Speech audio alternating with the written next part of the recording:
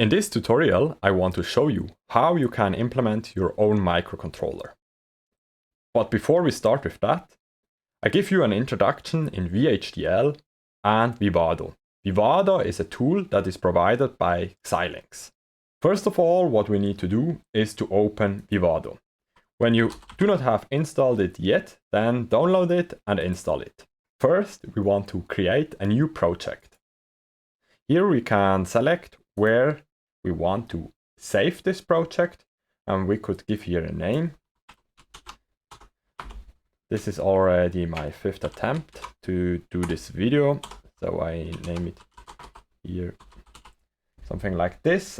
Here I can select the location where I want to save this project, and this is okay for me, so therefore I click next and next again. Here we can select the FPGA. I have my own FPGA. Maybe you do not have your own FPGA, then you can select here just something. And that's not very important, but when we want to synthesize our project on the FPGA, then this step is very important. So therefore, I select here my board. When you do not find your board here, you first have to import it into Vivado. But I already did it, so I can say here who created this board. It was Digiland, and therein I can search my board. That's this one here. When you click here on the link, then you see which board I'm using. I'm using actually not just an FPGA on this board I'm using. There is also a microcontroller, but this is not very important. So here you can see the board I'm using. So there we would have much more possibilities, but this is not important. So just select randomly an FPGA or the board you are using. Then we can proceed and finish. Now we see Xilinx has created a folder for us. So when we go to the place where we created our project, we see here a new folder. And maybe we want to add this folder to a Git repo. So therefore, we open here our command prompt and create a new Git repo. When you do not know what Git is, then you do not have to do it. And for me, it's always nice to do it. So I can say here git init. This command does not work when you do not have installed Git. Yeah, now we already have a Git repo, so I can also say git status, and we see here we have different files that are not added to our repo. Actually, these files are not important at the moment, and therefore we can also create a git ignore file. I already did that in a video I tried before. So I just copy them from here, insert them here. And what's very important when we copy something, we have to make sure that we also change it. So I can go here, and here we have now the version 5. So I rename it everywhere.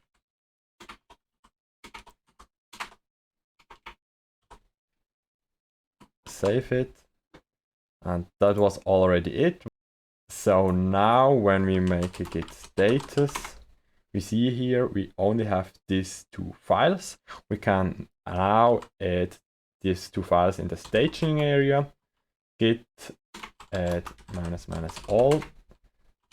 We can make again git status. And we see here now these two files are in the staging area. And now we can commit them. Git commit -m to make a comment. First commit, and now when we make git status, we should see, okay, there is nothing to commit, and we can also make git log, and we see here we made our first commit. And actually now we can start with our implementation of the first simple example.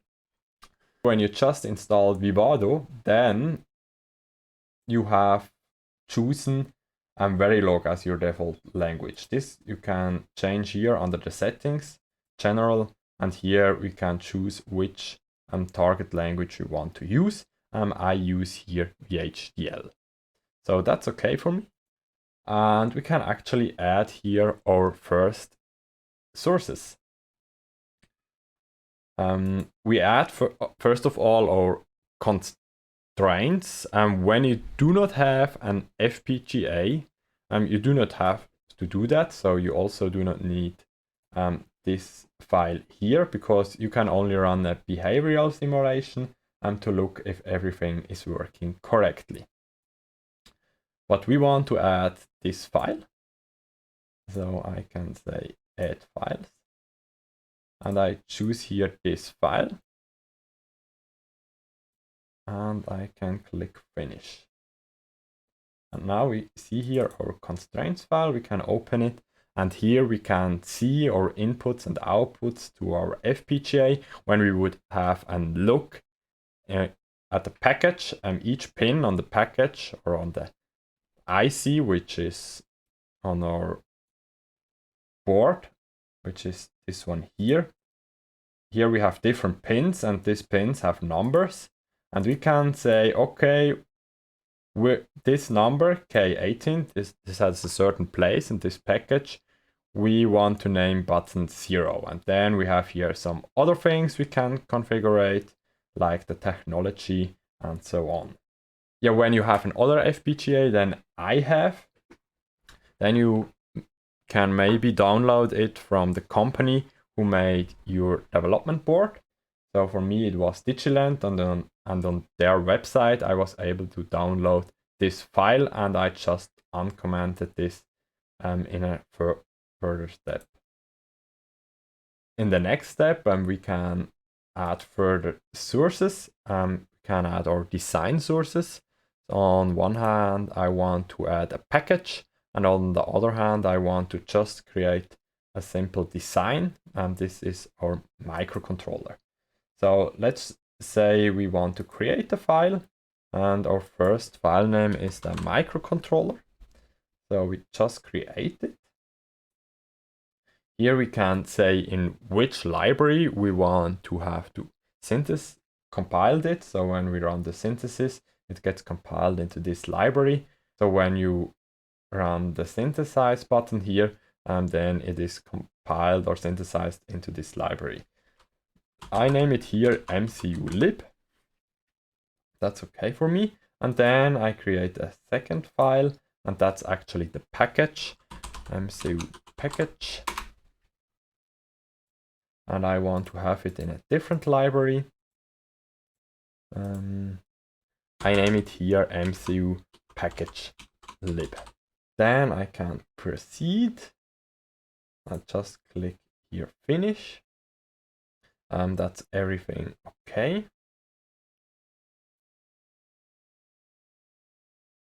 Yeah. And now we should see here at our design sources that we have 2 design sources. When you haven't chosen the right library, you can also change it here when you select, for example, the MCU package, and then go here to the properties, and then you can change it here. And in the last step, we want to create a simulation source. So we just create one. We name it testbench MCU for microcontroller. Say, okay, we want to edit the library or just testbench lib, and click here finish. Yeah, that's okay. Yes. Now, first of all, I want to define our package. Vivado hasn't recognized it at the moment as a package. So let's have a look at it. These things here we do not need at the moment. Sorry. And then we can begin to define our package. Maybe when you are not familiar with VHDL, you could first watch a tutorial on that.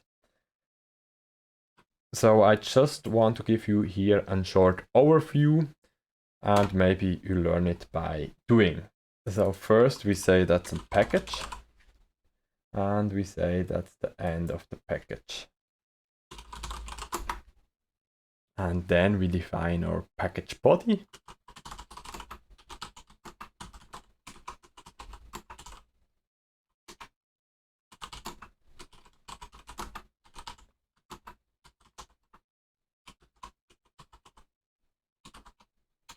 Now we go to our MCU file, and we see here this file is completely empty. We can copy some of the things here and insert it into our MCU file so that we can also use these libraries there. And now what we can also say is that we want to import our package. So we import first of all our library. And now we can say we want to use it.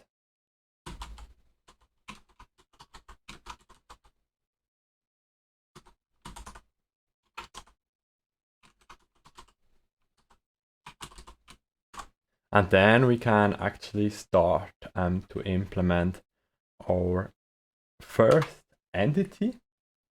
In our entity, we define which inputs and outputs we have to our microcontroller. So we can just write our entity. Then we define our ports. We say we want LEDs as an output. For example, in this example, we just want to turn on and off LEDs with a button, or just set an LED to high or low. And the LED is an output, and it is of the type std logic vector, as we have seen before in the constraints file. It's free down to 0. And we have also inputs, that's our buttons. It's also of the type std logic vector, also free down to 0. And then we can actually close it and end the entity. And that was already the entity, so we defined what inputs and outputs we have, and now we can just set, for example, the LED to 1 or 0, or to some button values. Yeah, now we can define our architecture.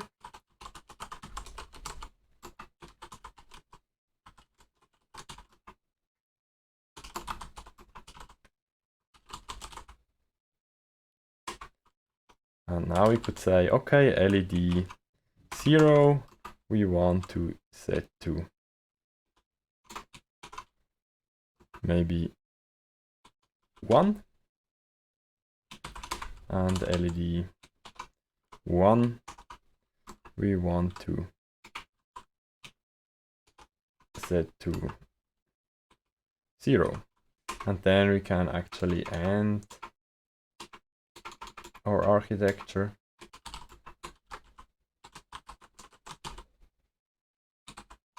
And that was already it. So yeah, we could do some more. So we could also set LED 2 and LED 3 to 0. Now to run the simulation, we have to define our test bench.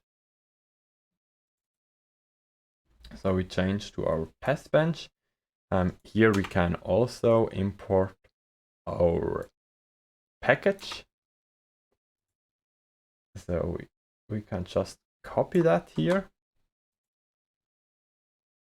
import it. This we also do not need, and this also not. Now here we can also add our MCU lib and also use it.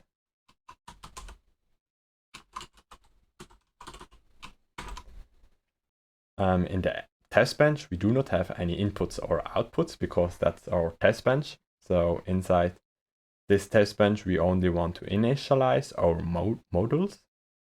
So we can define some signals we want to use inside of our test bench.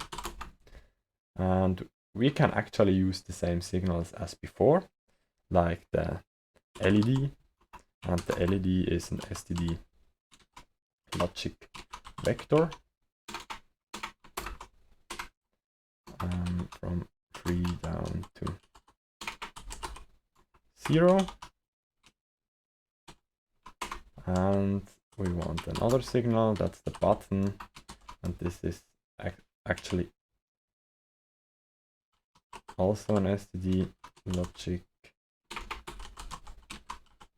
vector, also from 3 down to 0. Now what we also need to initialize is or to define or declare is our button. So we say component MCU, and then we can actually copy exactly what we wrote here. That's that. And then we can say end component. And this was already our first step. So we now have the signals and we have also our component. We can say, okay, we want to initialize our component. So we say, okay, we have a device under test and this is our MCU. And we can say this component we want to connect the following way.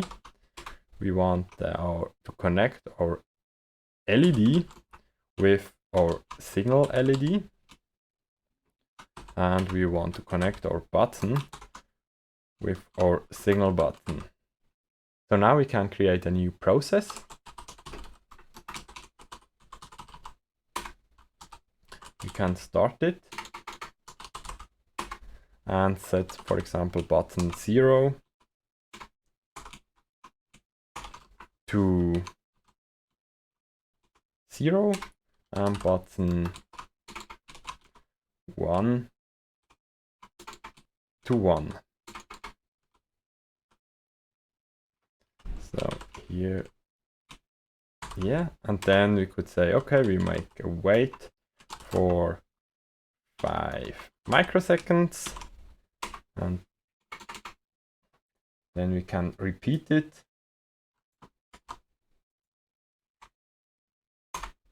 And maybe set both buttons to 0.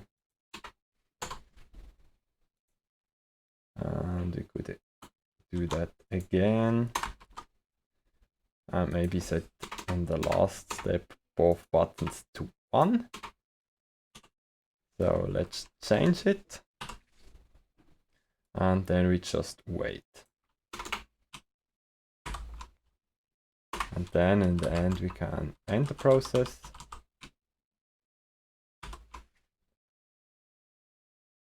We can make sure that this looks a little bit nicer. Now when we run the simulation, run the behavioral simulation, we should see that our LEDs are set to the values according in the MCU, and our buttons change here the value. We can run here the simulation for maybe 20 microseconds and have a look here. We see our LEDs are set to 1 and this is everything set to 0, and our buttons, we only define button 0 and 1, and we see here button 0 is here at the beginning 0, then 1, and button 1 is here 1 and then 0. And to make this a little bit more interesting, we could actually change this here and say, okay, this is not always 1, but this is button 0, for example. And then we would see in the simulation that this actually changes. And as you can see here now, we see that the LED 0 has the same value as button 0. So this is just working, but these were some very basic functions. So now we go to a little bit more advanced topics. And for that, we first go into our package. And here in our package, we want to define now some constants. So actually, adding some constants is very easy.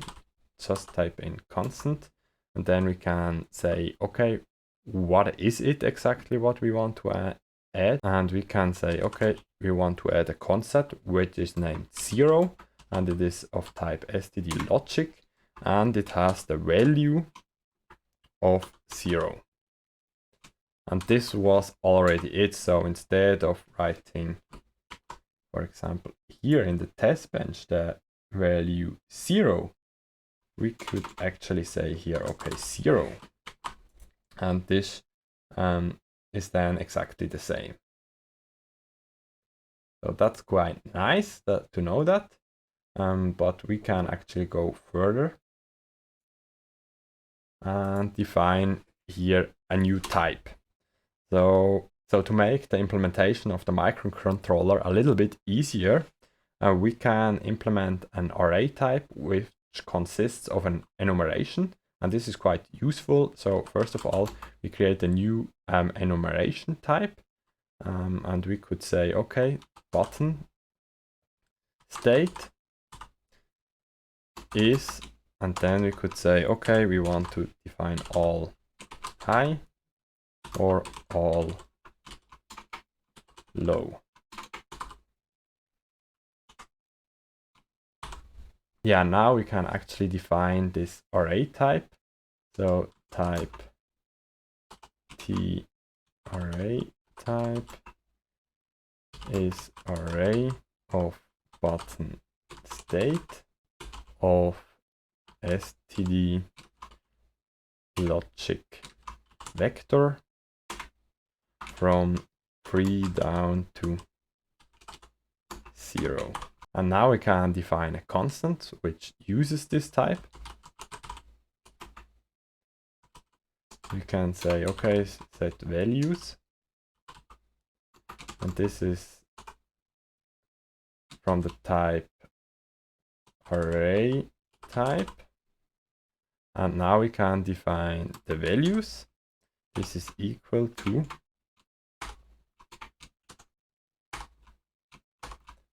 the first entry is all high, so we want to just everything once, and the second one is all low, so we can type in 4 zeros and then actually close it. And that was already it, so we can save it. And now we could say in our test bench, we want that all buttons are maybe 0. So we can comment this maybe out and say, okay, we want that all buttons are 0. Buttons is equal to, and now we can have the functions set values all low. Then we could say, okay, we want to set it all high. So we can say, okay, button is equal to set values all high.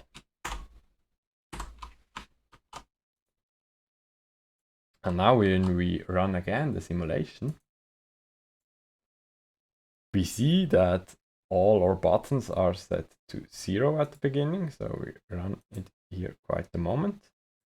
And we see here at the beginning, all the buttons are 0, and after that, all the buttons are 1. So that's what we also expected. So that's quite nice and also very helpful when we want to define maybe a ROM code or something like that. Okay, then I want to show you what a record is. And for that, we create a record. And for me, it's like a struct in C. and we can say, okay, button 0, and this is of type std logic, and we could say button all, and this is of type std logic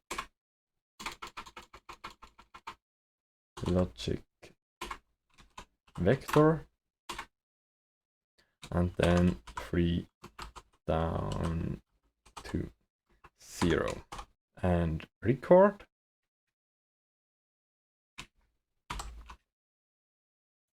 And here the same. And now we could say, okay, we want to use this record also in the test bench. So we can declare actually here this record or create a record. And this is actually a signal, my record t like struct. So we already defined it, and then we can change here and maybe say here, okay, my record dot button 0 is equal to 0, and my record dot button all is equal to, we say, okay, it's just 111. And then we defined it, and we could now say, okay, instead of writing here all high, we could say, can comment this out and say button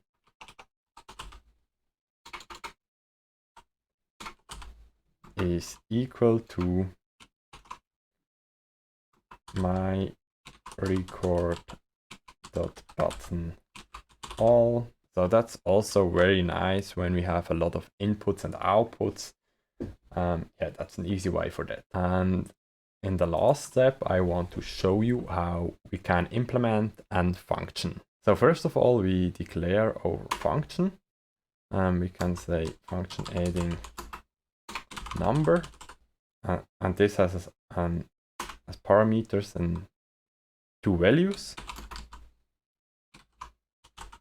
of the type integer, and it returns an std logic vector. That's already it for the declaration. So in the next step, we define the body of the function, adding number. So we could copy that here.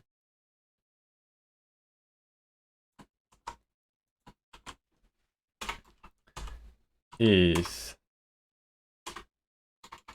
no, I wanted to write is. Then we can say begin, and then we define the return value, std logic vector. And then we say, okay, it's 2 unsigned because we have 2 integers. And then we want to add these 2 together, and we want to give back 4 bits, so we can end the function.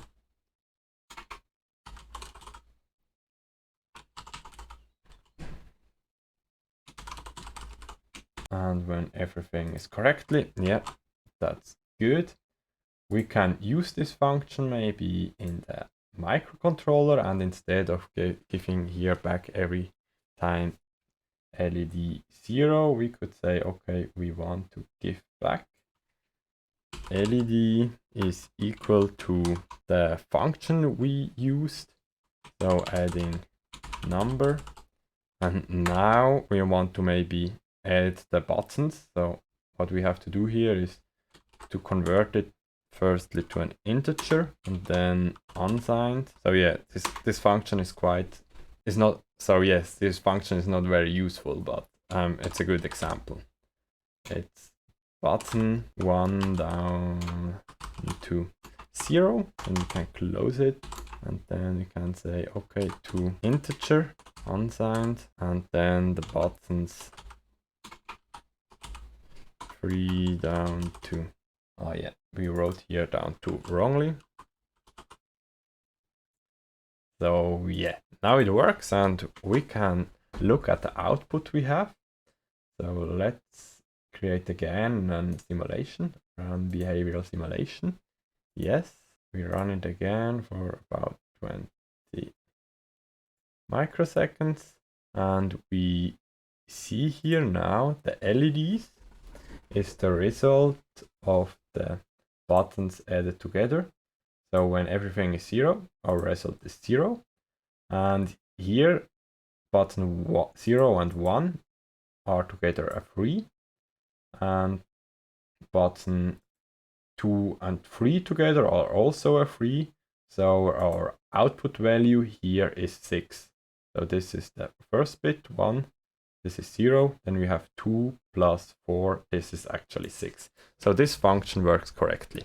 Now what I also want to show you is what happens when you run a synthesis. So yeah, here we can say, okay, we want to open the implementation. So now we can open the implemented design. So just say yes and have a look at it. We see here we have some lookup tables, and the lookup table is actually implemented here. And we have some buttons which are implemented there.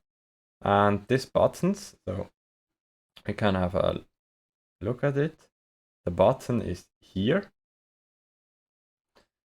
So instead of having place and root, you see here the button. And this button is actually connected with this element, and this is a lookup table, and then it is connected to the LED. So that's quite interesting, and there we see how the signal is flowing here through this chip. So this is quite interesting. So we can zoom all the way in, click here on the lookup table, then we can go even further, click here on the truth table, and we see the truth table of this lookup table. We can also go to this lookup table. This lookup table is larger, and we also see here the truth table of this lookup table. So this is how everything is implemented on this FPGA. And this was actually already the implementation. So we see here already the routing and which components are used.